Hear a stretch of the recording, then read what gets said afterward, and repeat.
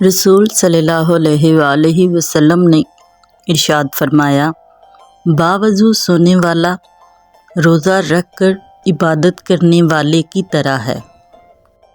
امیر المومنین امام علی علیہ السلام نے فرمایا، مومن کو پریشان نہ کرو ورنہ تمہاری نیکیاں درخت کی چھال کی طرح اتار لی جائیں گی۔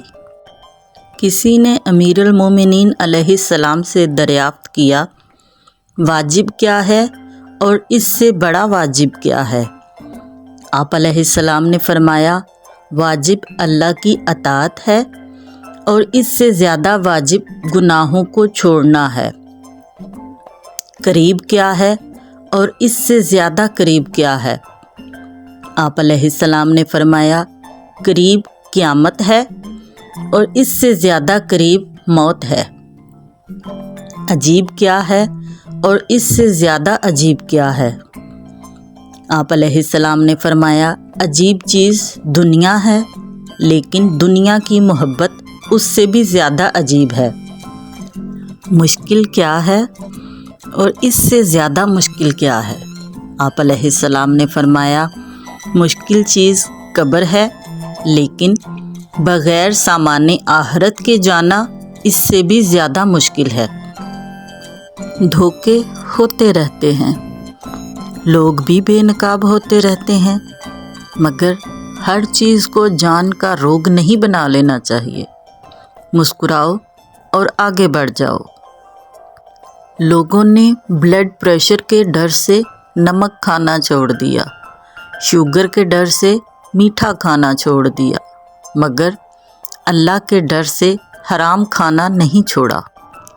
اچھے لوگ ہمیشہ اللہ پاک کے تحائف استعمال کرتے ہیں، ہونٹوں پہ سچ، چہرے پہ مسکراہٹ، الفاظ میں دعا، آنکھوں میں ہمدردی، دل میں محبت، ہاتھوں میں خدمت اور فطرت میں عاجزی۔ رب ذوالجلال آپ کو اطمینان قلب عطا فرمائے، آمین۔ امام حسن علیہ السلام نے فرمایا، زمین کے اوپر عاجزی سے رہنا سیکھو، زمین کے نیچے سکون سے رہ پاؤ گے۔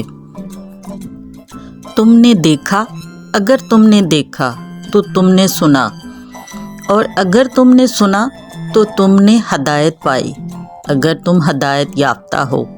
ترجمہ، اگر تم دیکھنا چاہو تو تمہیں بصیرت دی گئی ہے، سننا چاہو تو تمہیں سنوایا گیا ہے، اور ہدایت پانا چاہو تو تمہیں ہدایت دی گئی ہے۔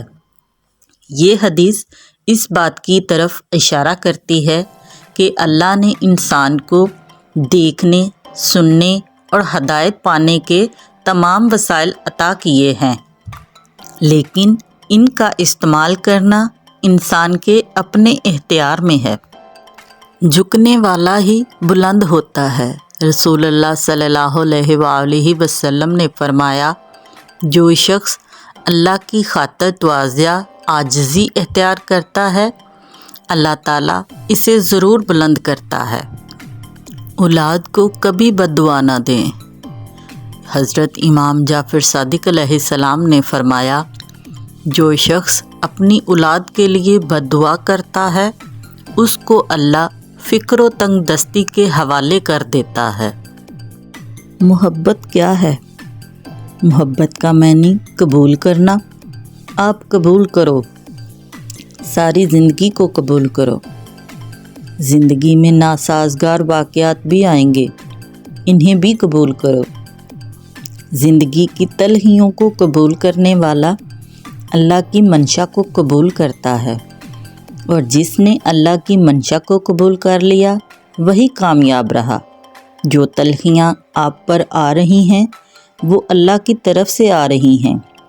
آپ اللہ کے مسافر بن جاؤ تو یہ تلخیاں خود بخود ٹھیک ہو جائیں گی۔ حضرت علی علیہ السلام نے فرمایا، ہر آنے والے نے ایسے پلٹ جانا ہے جیسے وہ کبھی تھا ہی نہیں۔ دوسرے انسانوں کے نصیب سے مقابلہ نہیں کرنا چاہیے۔ جو ذرا جس جگہ ہے وہیں آفتاب ہے۔ واصف علی واصف۔ رشتہ داروں سے قطع تعلق کا بھیانک نتیجہ۔ امیر المومنین امام علی علیہ السلام نے فرمایا، رشتہ داروں سے الگ ہو کر رہنا بلاؤں میں گرفتار ہونے کا سبب ہے۔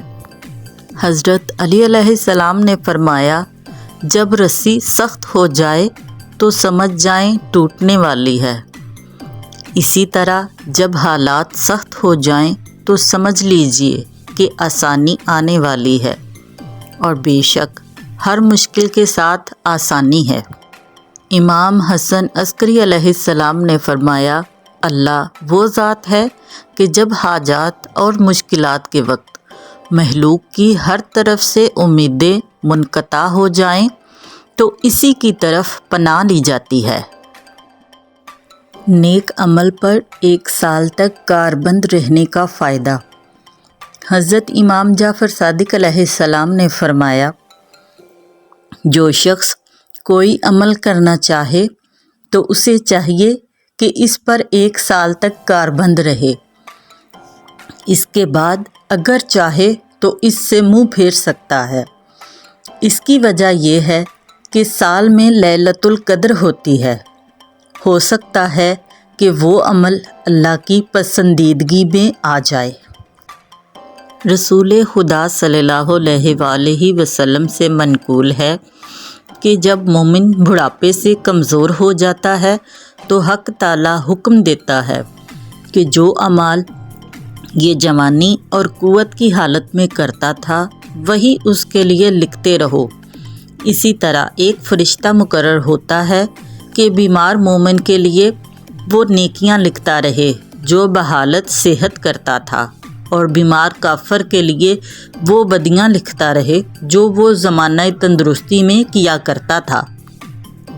رسول اللہ صلی اللہ علیہ وآلہ وسلم نے فرمایا، قسم ہے اس ذات کی جس کے ہاتھ میں میری جان ہے، تم جنت میں داخل نہیں ہو سکتے جب تک کہ تم صحیح معنوں میں مومن نہ بن جاؤ، اور تم مومن نہیں ہو سکتے جب تک کہ تم آپس میں ایک دوسرے سے محبت نہ کرنے لگو۔ کیا میں تمہیں ایک ایسی چیز نہ بتاؤں کہ اگر تم اسے کرنے لگو تو تم میں باہمی محبت پیدا ہو جائے؟ وہ یہ کہ آپس میں سلام کو عام کرو۔ کم بولنا بہترین حکمت ہے۔ حضرت عیسیٰ علیہ السلام نے فرمایا، اے اولاد یعقوب علیہ السلام، کم بولنا بڑی حکمت ہے، لہٰذا تم لوگ خاموشی کو اپناؤ، کیونکہ یہ ایک عمدہ خصلت ہے اور اس کا بوجھ بھی بہت ہلکا ہے، اور اس سے گناہ بھی کم ہوتے ہیں۔ دین پر عمل پیرا ہونے کے ساتھ ساتھ مال و دولت کمانا عیب نہیں۔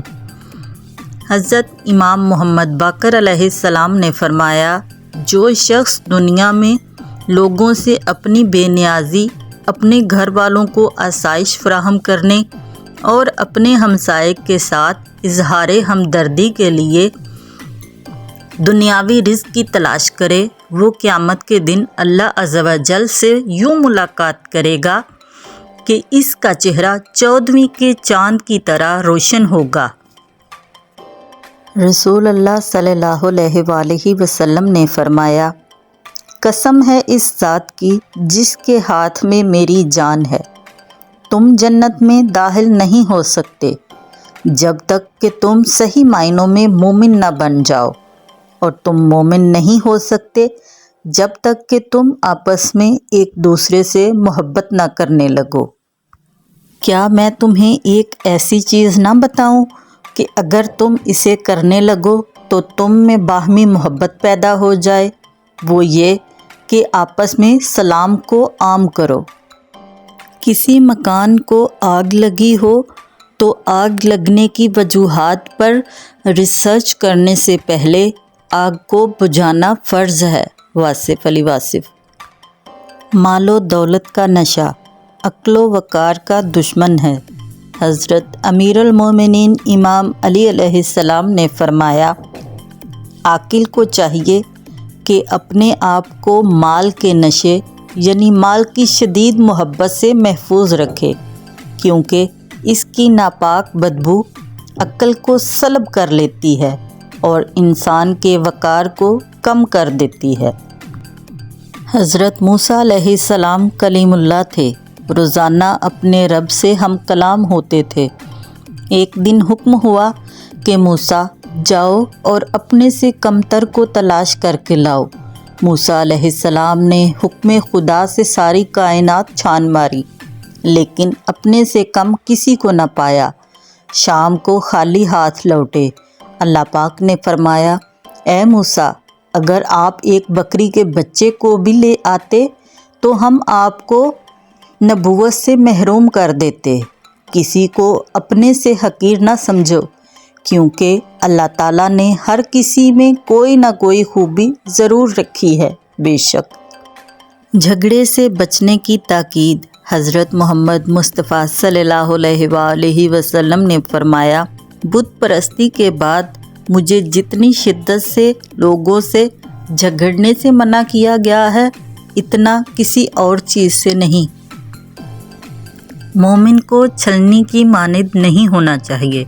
امام موسیٰ کاظم علیہ السلام فرماتے ہیں کہ اے حشام، حضرت عیسیٰ مسیح نے اپنے حواریوں سے فرمایا، اے برے بندو، چھلنی کی مانند نہ ہو جاؤ، جو اچھے اور باریک آٹے کو گرا دیتی ہے اور بھوسے کو روک لیتی ہے۔ اسی طرح تم حکمت کی باتوں کو منہ سے باہر نکال دیتے ہو اور بغض و کینہ تمہارے دلوں میں باقی رہ جاتا ہے۔ اللہ پر چھوڑ دو، زیادہ سوچنا انسان کو ختم کر دیتا ہے۔